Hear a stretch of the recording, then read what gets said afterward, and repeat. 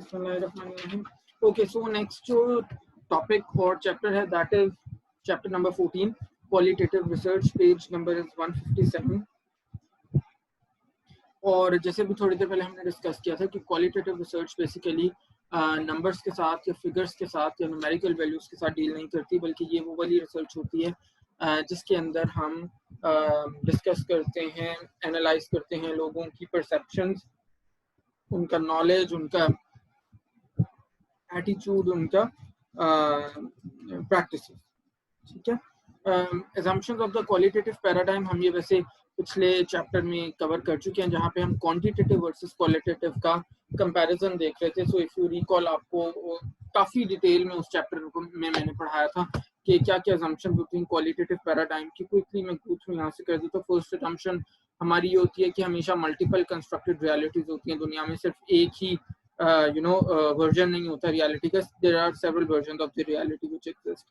Second assumption ये होती है कि जो इन्वेस्टिगेटर होता है और जो स्टडी सब्जेक्ट होता है वो इंटरडिपेंडेंट होते हैं। ठीक है, यानी वो एक दूसरे पे डिपेंड कर रहे होते हैं। कौन कौन? जो स्टडी का इन्वेस्टिगेटर है, रिसर्चर है, और जो स्टडी का पार्टिसिपेंट है, ये दोनों एक दूसरे पे इंटरडिपेंडेंट होते हैं। थर्ड assumption क्वालिटेटिव में ये होती है कि नॉलेज जो भी होता है वो कॉन्टेक्स्ट डिपेंडेंट और टाइम डिपेंडेंट होता है। ठीक है, नॉलेज कॉन्टेक्स्ट के अकॉर्डिंगली ही आप उसको अप्लाई कर सकते हैं या टाइम के अकॉर्डिंगली आप उसको अप्लाई कर सकते हैं। ठीक है,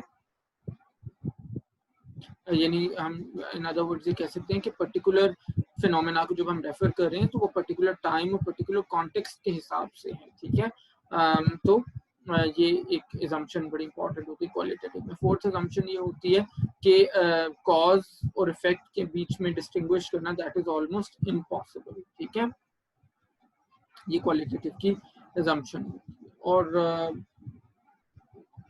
क्वालिटेटिव स्कूल ऑफ थॉट के रिसर्चर्स हैं वो बेसिकली प्रेफर करते हैं कि रादर देन हम चीज़ों को कॉज एंड इफेक्ट के कॉन्टेक्स्ट में देखें, इट इज़ मच बेटर कि हम चीज़ों को डिस्क्रिप्टिव वे के अंदर देखें और उनको इंटरप्रेट करें इवेंट्स को, रादर देन कि हम फर्मली इस्टेब्लिश कर दें कि कॉज और इफेक्ट ये इस वजह से। ठीक है, और लास्ट जो है कि वो ये है assumption कि इंक्वायरी जो होती है वो वैल्यू बाउंड होती है। ठीक है, यानी वो जो वैल्यू लेडननेस है बेसिकली जिसको हम कहते हैं, वो उस तरह की क्वेश्चंस के अंदर रिफ्लेक्ट करती है जो क्वालिटेटिव रिसर्च के अंदर हम पूछते हैं, यानी हाउ और व्हाई इज समथिंग हैपनिंग। ठीक है, तो उस तरह से क्वालिटेटिव डिजाइंस के अंदर बेटे केस स्टडी होती है सबसे पहले।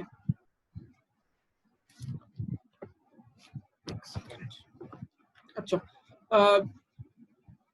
केस स्टडी बेसिकली इसको हम ज़्यादातर एक सेपरेट रिसर्च या डिज़ाइन स्ट्रैटेजी नहीं लेते, बल्कि ये this is one of the ways of structuring a qualitative research project.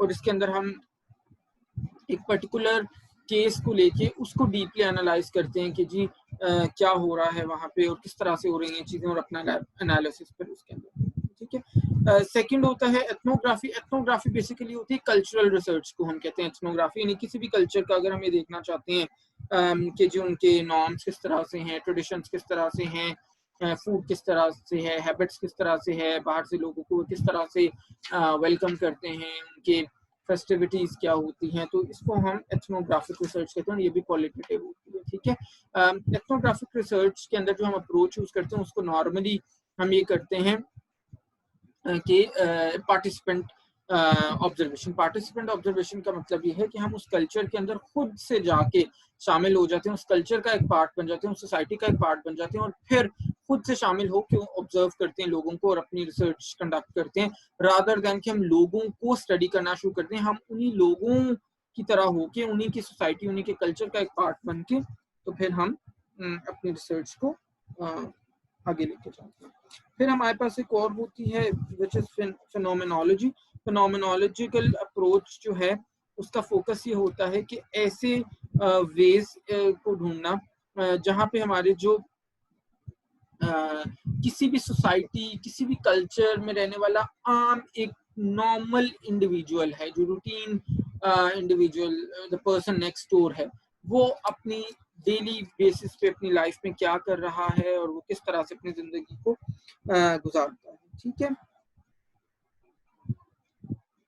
फिर एक होती है हमारे पास ग्राउंडेड थ्योरी। हाँ, ये इंपॉर्टेंट है, इसको आपने जरा जहन में रखना है। ग्राउंडेड थ्योरी अप्रोच 1960s के अंदर डेवलप हुई थी और this basically consist of systematic inductive guidelines for collecting and analysing data to build middle range theoretical framework that explain the collected data. ठीक है, यानी ग्राउंडेड थ्योरिस्ट्स जो हैं वो कलेक्टेड डेटा के एनालिटिकल इंटरप्रिटेशंस ड्रॉ करते हैं। ठीक है, सो दैट फर्दर जो कंक्लूजन्स हैं उनको वो ड्रॉ कर सकें। ठीक है, इसको कांस्टेंट कंपैरेटिव मेथड भी कहा जाता है ग्राउंडेड थ्योरी। इसके अंदर जो डेटा कलेक्शन प्रोसीजर्स होते हैं वो हम इंटरव्यूज के थ्रू भी कर सकते हैं, वो हम ऑब्जर्वेशनल मेथड्स के थ्रू भी कर सकते हैं। हाँ, ये आपने याद रखना है कि एथनोग्राफी और फिनोमेनोलॉजी जो है वो ग्राउंडेड थ्योरी से डिफरेंट होते हैं। ठीक है, जो एथनोग्राफी और फिनोमेनोलॉजी है उनका जो मेजर गोल होता है वो ये होता है कि फिनोमेना ऑफ इंटरेस्ट को प्रॉपर्ली डिस्क्राइब कर सकें। एथनोग्राफी और फिनोमेनोलॉजी का जो मेजर गोल होता है वो ये होता है कि फिनोमेना ऑफ इंटरेस्ट को प्रॉपर्ली डिस्क्राइब कर सकें। वेयर एज जो ग्राउंडेड थ्योरी है उसका गोल ये होता है कि फिनोमेना ऑफ इंटरेस्ट जो है उसको एनालिसिस ऑफ डिफरेंट रिलेशनशिप्स के साथ वो डिस्कस कर सकें। किस चीज के साथ? एनालिसिस ऑफ वेरियस रिलेशनशिप्स के साथ, उसके थ्रू वो डिस्कस कर सकते हैं। ठीक है, क्वालिटेटिव मेथड्स की अगर हम बात करें तो सबसे पहले सैम्पलिंग आ जाती है। अच्छा, क्वालिटेटिव रिसर्च के अंदर सैम्पलिंग हम उस तरह से नहीं करते जिस तरह से हमने क्वांटिटेटिव के अंदर डिस्कस किया था। क्वालिटेटिव रिसर्च के अंदर बेसिकली हम सैम्पलिंग करते हैं पॉइंट ऑफ सैचुरेशन के मेथड से। ठीक है, नॉर्मली जो सैम्पलिंग का टेक्निक हम यूज करते हैं इसमें वो नॉन प्रोबेबिलिटी सैम्पलिंग होती है। नॉन प्रोबेबिलिटी सैम्पलिंग और प्रोबेबिलिटी सैम्पलिंग हम बहुत डिटेल से पहले डिस्कस कर चुके हैं। नॉन प्रोबेबिलिटी सैम्पलिंग में भी ज्यादातर जो है या तो स्नोबॉल सैम्पलिंग हम कर रहे होते हैं या फिर पर्पसिव सैम्पलिंग हम कर रहे होते हैं। वैसे कन्वीनियंट सैम्पलिंग भी लोग कर लेते हैं क्वालिटेटिव के अंदर। ठीक है, अच्छा, क्वालिटेटिव रिसर्च में कोई उस तरह का सैंपल साइज नहीं होता कि 100 लोगों से कलेक्ट करना है या 200 से कलेक्ट करना है, या फॉर्मूला होता है कि 400 आएगा 600 आएगा व्हाटएवर। बल्कि इसके अंदर हम देखते हैं अपना पॉइंट ऑफ सैचुरेशन। सैचुरेशन क्या होता है? सैचुरेशन का मतलब होता है किसी कोई चीज जब अपनी अपर लिमिट के ऊपर पहुंच जाती है। तो पॉइंट ऑफ सैचुरेशन का मतलब ये होता है कि हम ये देखते हैं कि जब डेटा कलेक्ट करते करते हमें सिमिलर रिस्पॉन्सेज लोगों से मिलना शुरू हो गए हैं तो वहां पे हम अपना जो सैंपल है उसको खत्म कर देते हैं। वहां पे हम अपना फर्दर डेटा कलेक्शन जो है वो उसको बंद कर देते हैं और हम ये कहते हैं कि now this is our point of saturation और इतना ही हमें डेटा कलेक्ट करना था, इतने ही लोगों से जो है हमें वो नई नई इंसाइट्स मिल रही थी। उसके बाद जो मोर और लेस रिस्पॉन्स है वो हमें पुराने ही जो लोगों ने बताया वही मिलना शुरू हो गया। ठीक है, तो फिनोमेना को कहा जाता है पॉइंट ऑफ सैचुरेशन। और नॉर्मली कहते ये हैं, वैसे डिफर भी करता है बहुत ज्यादा, लेकिन कहते ये नॉर्मली के 20 to 25 के दरमियान क्वालिटेटिव रिसर्चेस के अंदर पॉइंट ऑफ सैचुरेशन जो है वो आ जाता है 20 to 25। यानी जब हम 20 से 25 लोगों से किसी एक चीज के बारे में बात करते हैं और कंसिडरिंग कि वो लोग एक ही बैकग्राउंड के मोर और लेस एक ही कह लो कि एक ही लेवल की उनकी अंडरस्टैंडिंग हो, एक ही, ऐसा नहीं कि एक मैंने आप जो पढ़े लिखे स्टूडेंट्स हैं उनसे पूछ लिया और एक गली में चलते हुए किसी बंदे से पूछ लिया जो प्रॉब्ली कभी स्कूल भी नहीं गया, तो वहां पे डिफरेंट रिस्पॉन्सेज होंगे। बट अगर लेट से मैं एक यूनिवर्सिटी में जाता हूँ जहाँ पे 2000 स्टूडेंट्स हैं, अगर 2000 स्टूडेंट से भी मैं let's say just to give you hypothetical example generation gap के बारे में मैं कोई क्वेश्चंस करता हूँ, तो चांसेस आर क्वाइट हाई कि 20 से 25 स्टूडेंट से जब मैं जनरेशन गैप के ऊपर उनका व्यू पॉइंट ले लूंगा तो नेक्स्ट जो सब्सिक्वेंट लोग होंगे उनसे मुझे मोर और लेस सेम आंसर्स मिलने वाले हैं जो पहले 20-25 लोगों ने कहे, उन्हीं में कहीं बातें उन्हीं में से। ठीक है, तो इसको हम कहते हैं point of saturation. Data collection जो है क्वालिटेटिव रिसर्च में दो मेजर हमारे पास टूल्स होते हैं जिससे हम डेटा कलेक्ट करते हैं। वन इज कॉल्ड इंटरव्यू, इसको हम आईडीआईज भी कहते हैं, यानी in depth interviews, IDIs in depth interviews. बल्कि 3 होते हैं डेटा कलेक्शन के मेथड्स। इन डेप्थ इंटरव्यू का मतलब होता है कि सिंगल पर्सन होता है, सिंगल रिसर्चर, और वो सिंगल स्टडी पार्टिसिपेंट से इंटरव्यू करता है और वो डिटेल्ड, जैसे नाम से पता चल रहा है इन डेप्थ है तो इसका मतलब बड़ा कॉम्प्रिहेंसिव डिटेल्ड इंटरव्यू होता है। और ये भी होता है क्वालिटेटिव रिसर्च के अंदर कि क्वालिटेटिव रिसर्च के अंदर कोई लिमिट नहीं होती। लेट्स से मैं आपसे पूछता हूँ what is your perception regarding generation gap these days, तो अब इसका आंसर पहली बात हुई कि यस नो नहीं होता। क्वालिटेटिव रिसर्च में open ended questions, open ended answers होते हैं। तो जब मैंने आपका परसेप्शन पूछा तो परसेप्शन आप जनरेशन गैप पे 1.5 घंटे की तकरीर कर दो, ठीक है। तो कहने का मतलब ये है कि जो इन डेप्थ इंटरव्यूज होते हैं बड़े लंबे लंबे चलते हैं। ऐसा नहीं अभी आपको लग रहा होगा कि क्वालिटेटिव रिसर्च कंडक्ट करना तो आसान है, सिर्फ 20-25 लोगों से डेटा लेना, तो ऐसा बिल्कुल भी नहीं है। क्वांटिटेटिव रिसर्च में होता है कि आपका सैंपल साइज तो बड़ा होता है लेकिन सर्वे करना बड़ा आसान होता है।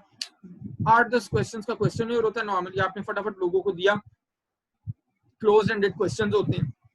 लेट्स से कोविड को ही ले लेते हैं, तो कोविड पे अगर आपने क्वांटिटेटिव रिसर्च करनी है और आपने एक सर्वे फॉर्म बनाया है, क्वेश्चनएयर बनाया है, तो क्या होगा जी, do you know how is COVID spread, yes no, या आप 4 ऑप्शंस नीचे दे दोगे। How can you prevent yourself from getting COVID, 4 आप ऑप्शंस दे दोगे, wearing mask, avoiding handshake, XYZ जो भी है। तीसरा इसी तरह से कोई क्वेश्चन आ जाएगा। जब आप कोविड पे क्वालिटेटिव रिसर्च डिजाइन कर रहे हो तो वो चाहे 20 से 25 लोगों से ही सिर्फ डेटा लेना है, वो क्योंकि परसेप्शंस का डेटा है, वो क्योंकि ओपन एंडेड क्वेश्चंस हैं और उनके ओपन एंडेड सारे आंसर्स हैं, तो वो लेते लेते भी आपको उतना ही टाइम, बल्कि समटाइम्स क्वांटिटेटिव से ज्यादा टाइम लग जाता है, और फिर उसको एनालाइज करना बहुत मुश्किल होता है, ठीक है। जैसे फॉर एग्जांपल आप पूछोगे what is your perception regarding spread of COVID internationally, second आ जाएगा what is your perception regarding spread of COVID in Pakistan, what measures can we take to prevent the further spread of COVID in Pakistan, should we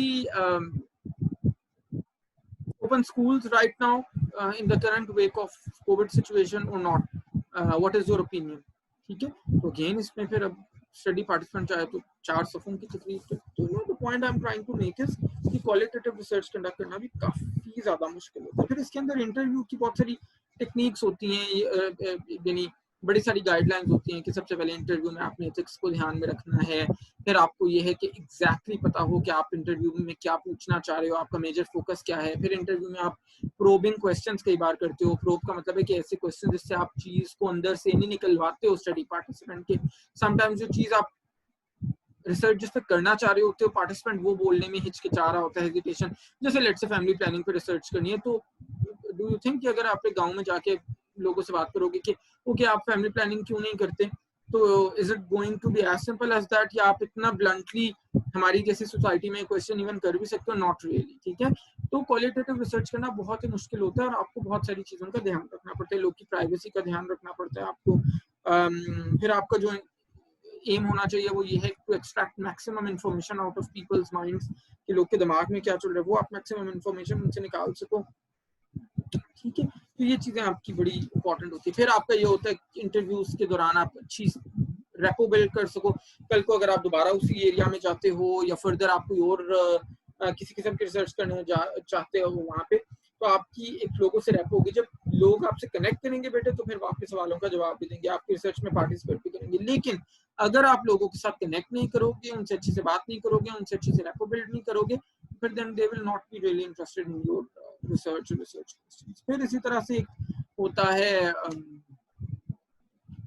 FGDs, उसको बोलते हैं focus group discussions, FGDs focus group discussion. उसके अंदर ये होता है कि एक रिसर्चर होता है, उसके साथ एक नोट्स लेने के लिए बंदा होता है, उसका हेल्पर होता है, डेटा कलेक्टर आप कह सकते हो उसको, और 8 से 10 लोग होते हैं जो राउंड टेबल की फॉर्म में बैठ जाते हैं फोकस ग्रुप डिस्कशंस की, एक टॉपिक को लेके उसके बारे में आप बात करते हो, उसके बारे में क्वेश्चन आप, लेट से आपने एक क्वेश्चन फैमिली प्लानिंग पे किया तो आप वही रिस्पांस सामने 8 या 10 जो खवातीन बैठी हुई हैं उन सबसे आप लेते जाते हो, ठीक है। तो समटाइम्स इसका बेनिफिट ये हो जाता है कि समटाइम्स लोग जब अकेले होते हैं तो वो जरा शाये होते हैं, लेकिन जब 8-10 लोग मिलके बात करते हैं तो वो थोड़ा सा ब्रेव होके बात करते हैं, या उनकी वो थोड़ा सा शाइनेस खत्म हो जाती है, कॉन्फिडेंस ज्यादा हो जाती है, स्टफ लाइक दैट। तो फोकस ग्रुप डिस्कशन भी बड़ी इंपॉर्टेंट होती है। थर्डली जो है वो फिर क्वेश्चनएयर, इसमें भी फिल करवा सकते हैं, लेकिन क्वालिटेटिव में नॉर्मली उस तरह से क्वेश्चन फिल नहीं होता कि आपने दे दिया और अगले ने फिल कर दिया, उसमें इंटरव्यू ही आपको जाना। पार्टिसिपेंट ऑब्जर्वेशन भी एक टेक्निक होती है जो अभी हमने थोड़ी देर पहले डिस्कस की थी, कि आप उस सोसाइटी का, उस कल्चर का खुद से पार्ट बन जाते हैं और फिर वहां पे रहते हुए आप as a part of that culture, as a part of that society आप ये देखते हैं कि जी लोग क्या कर रहे हैं, किस तरह कर रहे हैं, क्या इनकी डेली बेसिस में पे होता है, क्या इवेंट्स होते हैं, क्या फेस्टिविटीज होती हैं, क्या चीज़ें इनकी इनकी लाइफ में डेली जो है वो चलती हैं। तो ये सारी चीज़ें ये पार्टिसिपेंट ऑब्जर्वेशन के अंदर। पार्टिसिपेंट ऑब्जर्वेशन में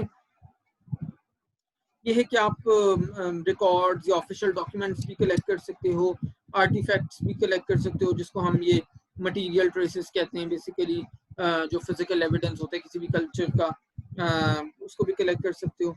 डेटा एनालिसिस के लिए ये होता है कि आपको डेटा एनालिसिस क्वालिटेटिव रिसर्च का क्वांटिटेटिव रिसर्च से बिल्कुल डिफरेंट होता है, ठीक है। क्वांटिटेटिव रिसर्च के अंदर तो आप स्टैटिस्टिकल वे में चीज़ों को कंक्लूड करते हो ना, रिजल्ट्स को बताते हो। क्वालिटेटिव रिसर्चर्स के अंदर इस तरह से नहीं होता। क्वालिटेटिव रिसर्चर्स जो होते हैं वो फिनोमेना को, चीज़ों को डिस्क्राइब कर रहे होते हैं, ठीक है, लोगों की नैरेटिव्स बता रहे होते हैं, ठीक है, और थीम्स जनरेट कर रहे होते हैं, नोड्स और सब नोड्स जनरेटेड होते हैं उसके अंदर, ठीक है। नोड्स का मतलब है क्वेश्चंस जो आपने पूछे, और सब नोड्स जो उसके अंदर फर्दर जो आपके वो आपने चीजें लोगों से पूछी हैं, और फिर उसकी बेसिस पे जो उनके आंसर हैं उसकी बेसिस पे आपके थीम्स जनरेट होते हैं।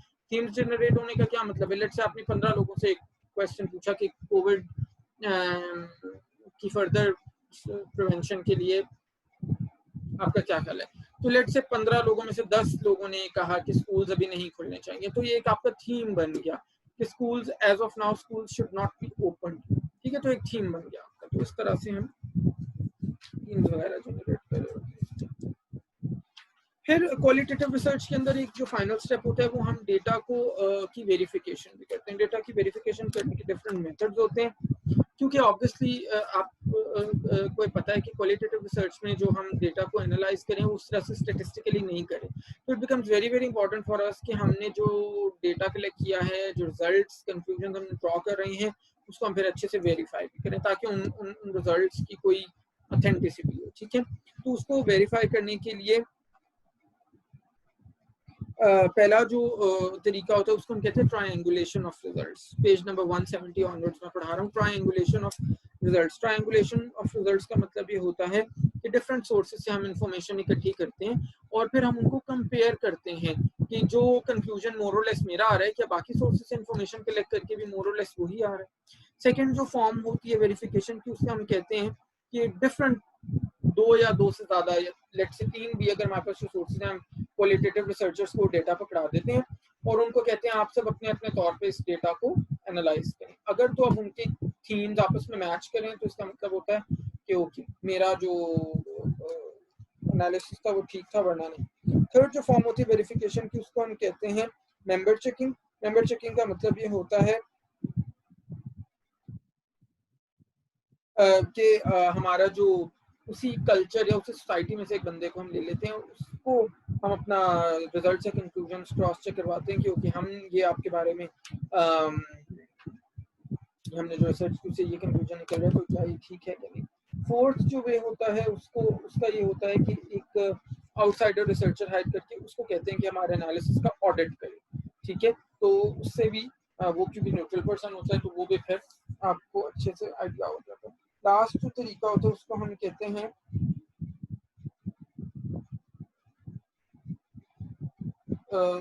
कि आप बेसिकली किसी भी रिसर्चर की जो सब्जेक्टिविटी है वो जाहिर डिफरेंट होती है ना, कि आप मैं अगर एक चीज को देख रहा हूँ तो मैं अपनी नजर से देख रहा हूँ, सामने वाला कोई क्वालिटेटिव रिसर्चर देख रहा है तो वो अपनी नजर से देख रहा है, ठीक है। तो उस चीज को ओवरकम करने के लिए हाँ, तो उस चीज को ओवरकम करने के लिए बेसिकली फिर हम रिफ्लेक्सिव एनालिसिस कराते हैं कि यानी क्या जो हर क्वालिटेटिव रिसर्चर ने अपनी अलग-अलग अपनी चीजों को रिफ्लेक्ट किया, कहीं उससे वो कंक्लूजन बिल्कुल चेंज तो नहीं हो गए। क्या हर 5 क्वालिटेटिव रिसर्चर्स ने अगर उसके कंक्लूजन निकाले तो क्या 5 बिल्कुल टोटली डिफरेंट थीम्स जनरेट हो रहे हैं? तो अगर ऐसा है तो फिर इसका मतलब हमारा एनालिसिस कोई अच्छा या करेक्ट नहीं है। तो ये भी हम कर सकते हैं। तो ये 4 डिफरेंट मेथड्स होते हैं हमारी वेरिफिकेशन, ठीक है। So this is all about qualitative research. कल इंशाल्लाह ताला हमारा नेक्स्ट टॉपिक होगा व्हिच इज एपिडेमियोलॉजी, और उसको फिर हम डिटेल से देखेंगे। ओके बेटे, अल्लाह हाफिज।